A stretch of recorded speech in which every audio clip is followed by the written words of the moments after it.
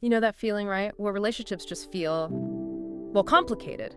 Like you keep hitting the same walls or maybe falling into their same old patterns, and they leave you feeling kind of drained, maybe unseen. Oh, absolutely. Yeah. If that sounds familiar, well, you're definitely in the right place for this deep dive. It's so true, isn't it? Relationships, they weave through everything. Yeah. So much joy. But yeah, like you said, real heartache too. Exactly. And we're going to explore something really, really key today. How our pasts, especially those deeper wounds that the source we're looking at calls complex trauma. Right. How those experiences can really shape how we connect with people. And, you know, the boundaries we try to set up, or maybe the ones we don't set up.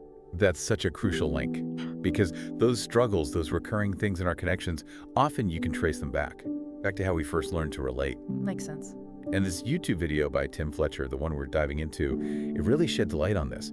It helps us see that boundaries aren't just like walls to keep people out. Yeah. They're actually about knowing ourselves, figuring out what we need, and creating that safe space, you know, for healthy connection, for growth. So like internal rules and external signals. Exactly. Yeah. Think of them both ways. The rules we have inside for ourselves, about how we expect to be treated, and then how we actually, you know, communicate that to others, how close we let them get. Okay.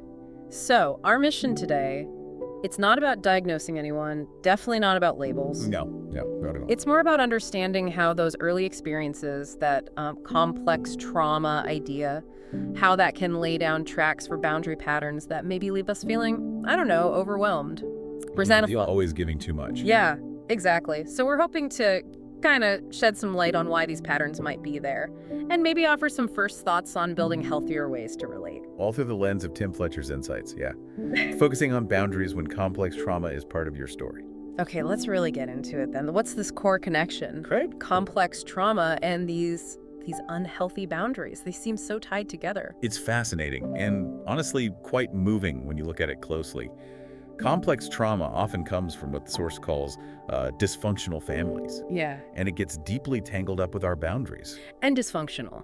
That doesn't necessarily mean bad people, right? No, exactly. Fletcher's careful about that. He's talking more about family systems that are in pain themselves, struggling, you know, unable to handle their own difficulties in healthy ways. So like maybe communication is always negative, or needs just aren't met. Precisely. And in those kinds of environments, people develop coping mechanisms, survival strategies, really. And over time, these strategies, they become the unhealthy rules, the boundaries people internalize. Ah, so it's less like a conscious choice, I'm building a wall, and more like learning to adapt, subconsciously almost, to survive tricky emotional territory. That's a great way to put it, adaptations. The source gives some really clear examples of these unhealthy rules. Can you walk us through a couple? Help us get the emotional logic behind them. Absolutely. So a really common one that comes up is never challenge authority figures to avoid pain. Oof. Yeah. If you're in a family where the authority figure's parents, maybe older siblings are unpredictable or they react really harshly if you disagree. You learn quickly. You learn very quickly. Voicing a different opinion, even just questioning something, it can lead to emotional upset, maybe even punishment. So what do? You shut down, keep quiet. Exactly. You suppress your own thoughts, your needs. Just to minimize that immediate distress, find some feeling of safety. That's rough. What's another one? Another really heartbreaking one is learning to suppress emotions that annoy authority figures to prevent punishment. So like, don't be sad or angry. Or maybe even too happy, if that bothers them. If a parent consistently gets angry or dismissive or just withdraws when you show certain feelings, well, you learn to hide them, deny them, even if they're totally valid, totally natural feelings. Wow, and there was a third one too. Yeah, don't talk about your problems or needs within the family to avoid getting hurt. So don't be vulnerable. Basically, yeah. If showing vulnerability, opening up about struggles, is met with criticism or dismissal or even, being made fun of. We learn to keep it all inside. You do. You learn to keep your struggles to yourself, which creates this profound sense of isolation, right? Within the very group of people who should be your biggest support. It sounds like these kids are just constantly walking on eggshells, always scanning the room, checking the emotional temperature, and trying to shrink themselves down to avoid setting someone off. That's exactly it. And the source points out, okay, the goal is short-term relief, right? avoid the immediate pain. Yeah, stop the immediate conflict. But the actual long-term impact, gosh, it sounds so incredibly isolating and just really damaging to your sense of self-worth. Oh, they are profoundly damaging. Because while those rules might give you a tiny bit of safety in that moment, Right. ultimately, your deeper needs go completely unmet. The real issues in the family, they're still there, just swept under the rug, festering. And all those feelings. Exactly. Those negative emotions. The shame, feeling like your needs are just a burden. The guilt for having feelings you're not supposed to have. The anger at not being seen or heard. That constant humming anxiety underneath. They don't just vanish. No way. As Fletcher really points out, they build up, they accumulate, and then they tend to resurface later on, often impacting our adult relationships in ways we might not even consciously link back. Like carrying invisible baggage. That's a perfect analogy. Yeah. Invisible baggage that weighs down our current connections. That really hits home. It's like those early lessons, maybe unspoken, just become our default settings for how we handle intimacy, connection, everything. Pretty much. Now, the source also talks about general approaches to boundaries in these kinds of families. It sounds like it's not just one way things go wrong, but like extremes and lots of inconsistency. That's right. Fletcher highlights a few common patterns you see. Like, on one end, you might have families with just tons of rules, almost military style, super rigid, controlling every little thing. Micro-strict. Yeah. And then the complete opposite. Families with basically no rules at all. Just chaos, unpredictability. Everyone fends for themselves. No clear guidance. That sounds stressful too. It is. Then you get rules that are just plain unreasonable and inflexible. The classic my way or the highway approach. No discussion, no negotiation, no thinking about individual needs.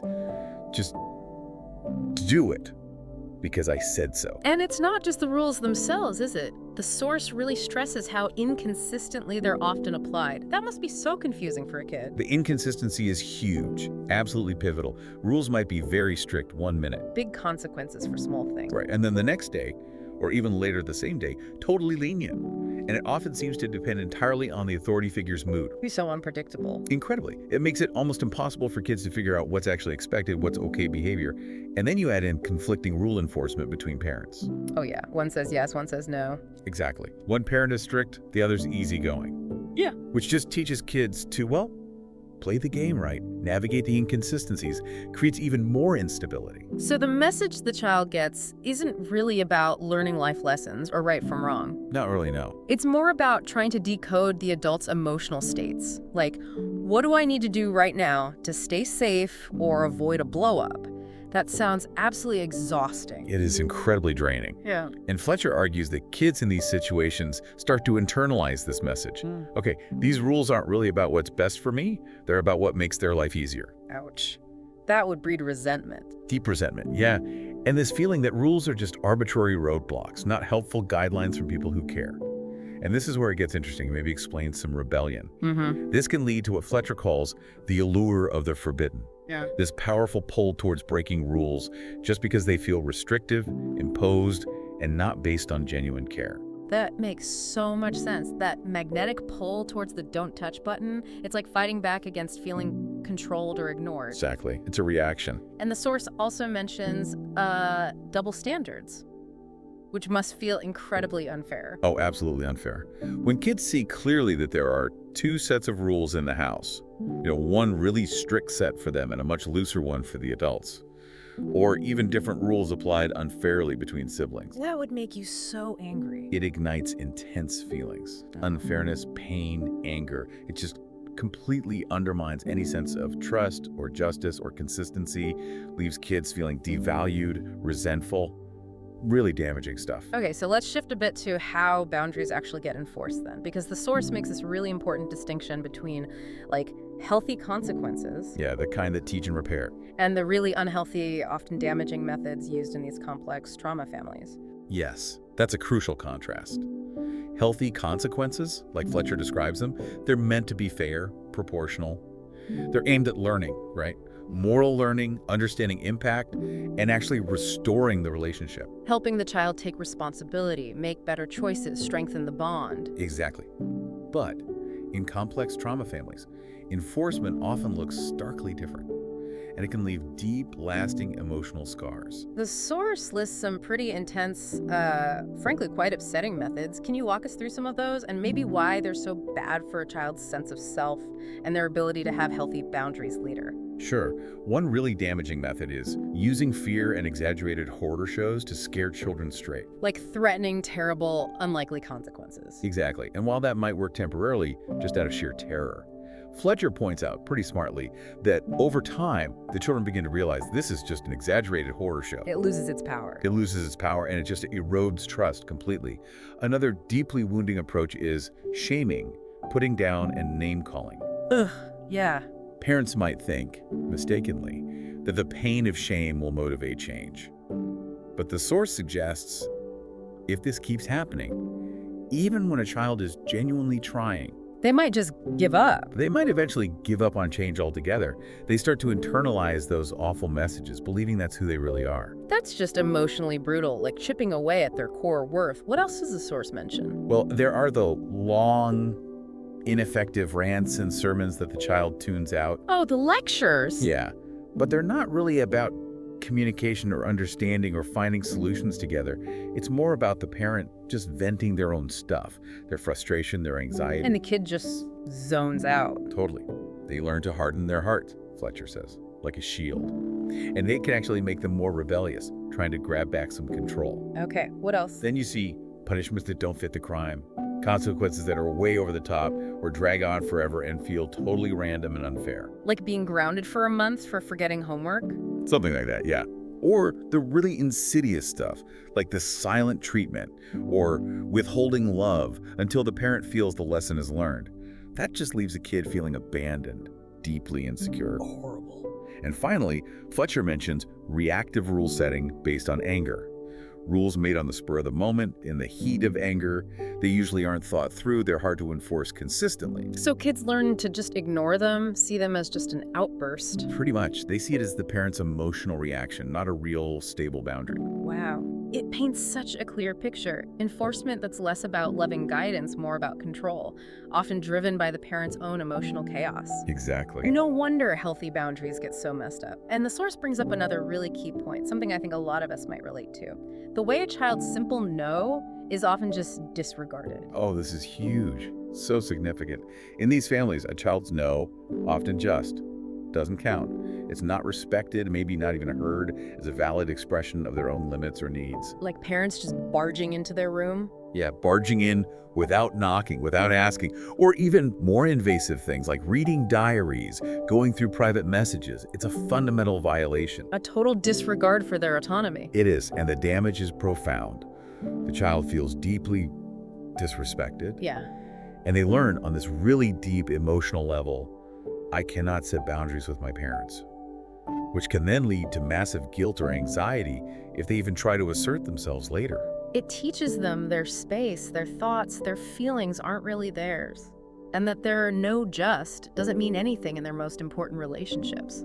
That's a heartbreaking lesson. It truly is. And Fletcher smartly connects this to parenting today. He really stresses how crucial it is for parents now to mean no when they set boundaries with their kids. Because if you don't, Well, he highlights the dangers of accidentally training kids that no doesn't have real consequences, or that their own no will just be overridden. That has serious implications down the line, right? For safety, well-being, navigating the world. it sets a dangerous precedent. Such a powerful point. It really shows how these early things shape our whole understanding of boundaries, consent, our basic right to say no. So, okay, given all these unhealthy dynamics, what are some of the bigger consequences kids might carry with them? Well, the source outlines several really significant ones. Kids from these backgrounds might grow up to be extreme people pleasers. Because they're scared of rejection if they say no. Exactly. Driven by this deep fear of rejection. They learn, usually without it ever being said out loud, that their needs matter less than keeping others happy, keeping the peace. What else? Conversely, some might swing the other way. They might resort to intense anger or isolation as the only way they know how to create a boundary, because they were never taught or shown healthier, more communicative ways to say, hey, I need space, or that's not okay.